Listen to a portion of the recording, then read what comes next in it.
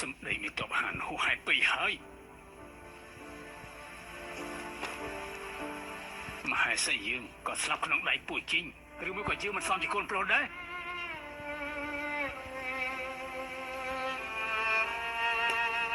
ប្រៀបនឹងពួកជីងដែលប្រសំច្បាំងសង្គ្រាមនិយាយជាពួកមហាសង្ឃគឺខូចខាតធំពេកហើយទ្រាំនឹងការប្រមាថឈឺចាប់ជាងតស៊ូដល់ចុងក្រោយរាប់រយដងប៉ុន្តែក្នុងនាមជាកូនប្រុសគឺគួរតែទ្រាំនឹងការប្រមាថឲ្យបានអាចទ្រាំមនុស្សធម្មតាមិនអាចទ្រាំអាចចាំមនុស្សធម្មតាមិនអាចចាំអាចទទួលមនុស្សធម្មតាមិនអាចទទួលនេះទើបជាកូនប្រុសពិតប្រាកដយើងមិនមែនមិនចង់ចេញតបໄວ